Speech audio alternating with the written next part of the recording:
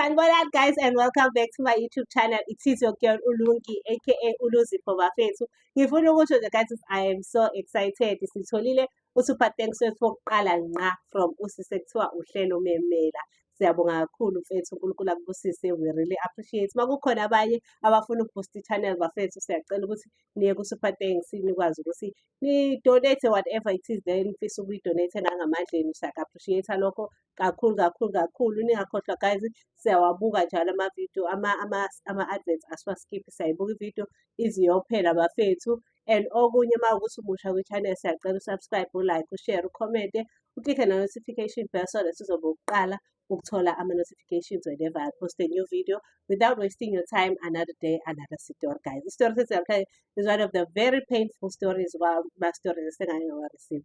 So istory sixoxa intombazane isitebane yolungi ngaze ngayi-experimenta i-torture at a very young age. Ayibonisa mina indaba uthi thina sikhule ekhaya hlupheka like hluphekiyani uthi yabo nje bakhulunywa ngomuzi ohlupheka ekhaya bekhulunywa ngomuzi wasekhaya uthi but mina I didn't realize ukuthi sesihlupheka ngaleyo ndlela uthi yabo uma ingane awuyiboni izinto but mase ngikhula manje ngiyarealize ukuthi ayibo sahlupheka ekhaya and we were the main house ekuhluphekwa kuyona endaweni yabo uthi-ke ukuhlupheka kwethu kwaze kwalidela ekuthenini abantu bekholelwa ukuthi siyathakatha uthi nalokho ngangikuzwa but I failed to believe it yabo ngingakhona ukuthi hhayi ngeke ekhaya abantu bayasho lokho ngisho uthole kokunye ngidlala nengane ibizwe fast ingane kuthiwe hey awubuye lapho wena awuhambe wena ngane yabo ngisho ethi ngizovasha ebudala abantu ngixoshwe uthi nje kuningi guys uthi ingane yakhona uma itholakala idlala nami iyothethiswa ishawe ihudulwe kuthiwa ihambe yaboye ekhaya because mina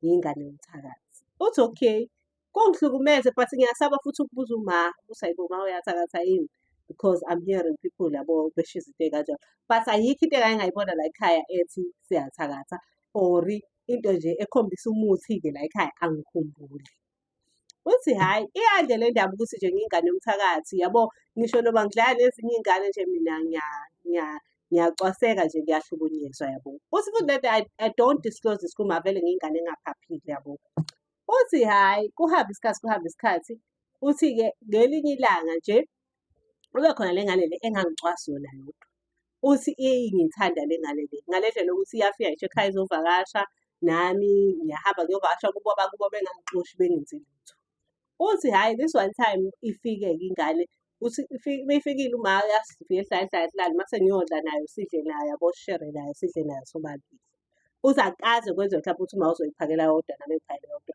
nakhona angazi noma uma was because wayehlezi ezwa amahebisi ukuthi uyathakatha yini I do not know but nje masidla sahlezi sodla sobabili sitshene sodwa naye lo mntwana lo hhayi uthi ngaleli ilanga avele afike lo mntwana uthi befika as usual sidlala ekhaya nami ngi-excited nje finally khona umuntu ofuna ukuzodlala ekhaya phela mina angingeni muntu la ekhaya ngingeni ngoba kwazi ukuthi ngamthakathi nje uthi hhayi ngijabule ukuthi hawe ma finally khona umuntu ozodlala ekhaya uthi hey sidlale engane sengiyayithanda nje ukudlala nayo isikhathi esiningi because ingenza ngifile nami njengengane njengezinye iy'ngane akukho la engeke ngifile otherwise khona sengazi ukuthi ngiyacwaseka yabo uthi hhayi ifike-ke ingane-ke uma wayipheka isitambu ngaleyo la uthi siyasithanda isitambu vele museyingane nje ukhulu sithanda isitambu uthi hhayi uma asiphakele ukudla okungaka uthi sidle nengane yeza sidle sisuthe yeza uthi isicelo emphinde iphakele uma uthi hhayi uma iphakele futhi ingane idle ingane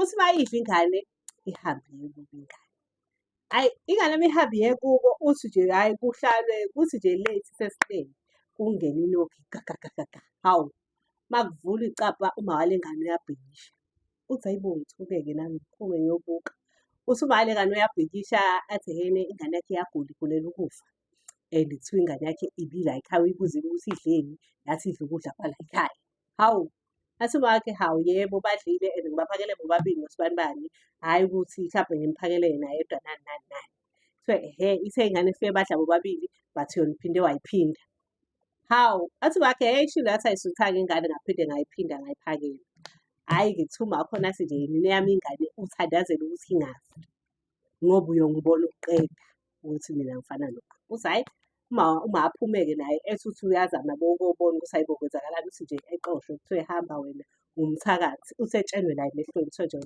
wena mama umthakathi hamba thandaza ukuthi le ngane ingafi Hawu, ayahamba uma wakhona kuthiwa ayihlalele-ke kwakhe. Uma wakhona akanababa, banababa la ekhaya ngikhohlwe ukusho leyo phansi. Le ngane nje noba wayo kuphela. Hhayi, kuthiwa-ke uma wakhona-ke nangempela ahlale-ke Nkosi yami.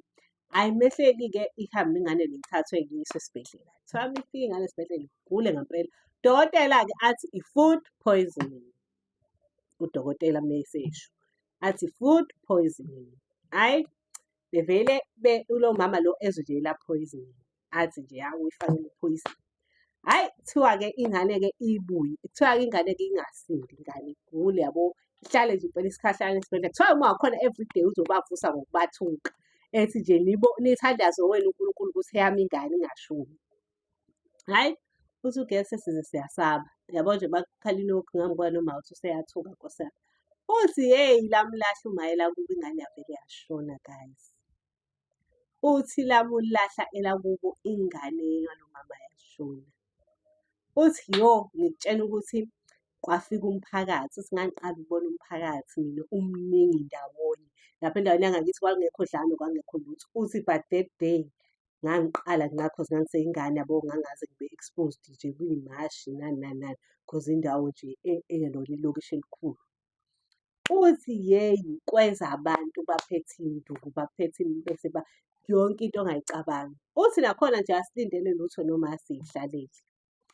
Uthi hhayi we guys, uthi uma angitshena athi ehene, uthi uma athi hayibo kunomsindo la ngaphandle. Uthi hhayi melunguza ebona abantu yabo beza beqonde ngala ekhaya. But naye akanakho engqondweni yakhe ukuthi beze kuye yabo. Hhayi uthi elunguza hayibo kazi kwenzenjani abantu abangaka yabo nani nani nani. Uthi hhayi sibuke leyo nto futhi. Uthi sithi siyabona nanguma wengane uyahuza. Eze-ke enoke-ke la avule uma wakhe mese ethi lalela. Ingane yami wena ngiyayifuna. Uthi embambe uma wakhe ngamawashini. Umama eyikhwele edilike kumama. Uthi bekhwele edilika kuma ngithuke nami. Uthi ngithi ngiyasondela lo mama angidushelele yedwa. Uthi vele ngiyingane angithathe angijubelele. Uthi hhayi vele ngibaleke-ke manje cause nabantu sebeya-approach-a yabo. Uthi uma befika eyi ashawe uma. Uthi ngiyalunguza yabo ngiqashile. Uthi ashawe uma.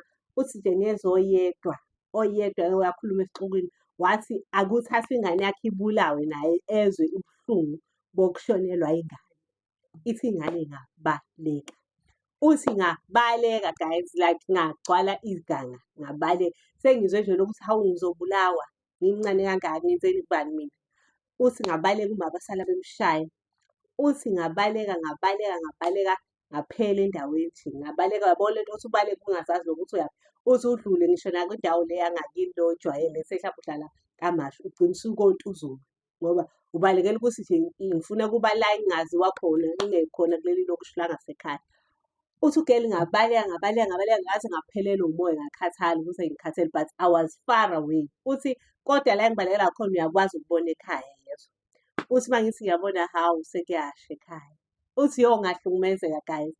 Uthi uma ngithi ngiyabona hawu ekhaya sekuyasha. Uthi kwasha ekhaya. Uthi nje ngayitshela intokazi yami kushuthi uma akasekho. Kushuthi bambulela uma wami. Ngizoya kanjani ukuyolentuza kuyovela ukuthi yabo mhlampe ngiyobona ukuthi uma bambulele ngizozwa ngobani yabo. Uthi ngiyingane. Kwabo kwama kukhona but uyagibela uma uyakhona angikwazi nokuthi uphuma ubheke ngaphi yezwa. Uthi hhayi uma vele akanayo nje le-connection ney'hlobo zethu akukhumbuli nje kufika ngisho iy'hlobo zethu ziyovakasha yabo. But sasike siyukovakasha kubo nje yezwa. Uthi hhayi ngahlala kule ndawo le Nkosi yami ngingazi ngenzenjani. Uthi ngahamba. Uthi yabo nje ngangiphila ngokuwokha ngicele hlampe ukudla abantu bengiphe ukudla. Uthi ngahamba ngaze ngafika edrobheni elikhulu. Uthi uma ngifika kule drobha elikhulu-ke ngahlala khona-ke kanti la madrobha amakhulu anabantu abahlala emgwaqweni nje. Uthi nje ngakhula. Uthi guys mina ngikhule ngihlala emgwaqeni ngimncane. Uthi ngakhula ngikhulela emgwaqweni. Uthi uma ngikhulele emgwaqeni nje nginale pain yokuthi yo ngazi uma wami kwenzakalani. Uthi kuze kube namhlanje angazi ukuthi kwenzakalani. Angikwazi ukubuka angikwazi nokuthi uphuma ngaphi yabo hlampe njengokuthi kubuka wakho hlampe wazi ukuthi Solundi. But awazi nokuthi uphuma ngaphi uMyolonti. Uthi hhayi eventually mase ngikhulile ngaqhubeka nje ngihlale emgwaqweni. Uthi kwaba khona nomlungu ongithandayo nje umama wayehlezi efike ezongilethela izinto yabo wagcina-ke wafayithela-ke indaba yokuthi ngi-adopt-eke. usinga-adoptha lo mlungu-ke. Kwayikhona nje ukuthi ngaze ngakhula ngaba mdala, uthi ngamxoxela umlungu isitori sonke esenzeka. Uthi lapho ngiyakwazi yini, ngiyalazi igama lendawo, but ukuthi kuhanjwa kanjani angikazi, ukuthi kuhanjwa kanjani ukuthi uze ufike lapho wasekhaya. Wathi naye ufuna sibheke, ngathi nje ungabheki, I do not want bad memories. Angifisi ukubuyela kuleya ndawo, angifisi lutho. Mhlampe into esingayizama ukubheka amakhaya kubo kama. Uthi kodwa namanje asikakawatholi amakhaya kubo kama. But nje ngiyambonga uNkulunkulu ukuthi angibulawanga, but I still have the pain le, uthi ngiyakhala every day uma ngicabanga indlela umama kushuthi awabulawa ngayo. Nakhona anginawo neshow, mhlampe naye futhi akashonanga, wasurvive-a, but nje ngahlukana kanjalo noma wami, angikaze ngiphinde ngibone, angimazi uma wami. Kwawukuthi ngiyaphila ngakhuliswa umlungu engingamazi kwayena, engamlethelwa inkosi nje eyaqhamuka out of the nowhere, out of the blue. Nakhona sengihlukumezeke kaningi, uthi akukho mnandi ukuhlala emgaqweni. Uthi ngase ngihlukumezeke kaningi in so many ways. Wathi nje angifuni nokuchaza leyo, nayo it's a story on its own. But nje yangihlukumeza kakhulu le ukuthi I had to hlukana noma wami at a very young age. And I had to learn ukuthi kumele ngidle noma ingayiphi indlela at a very young age. Uthi nje siphela lapho isitori sami, ngibuhlungu. Uthi angazi ubuhlungu bami buyophela kanjani.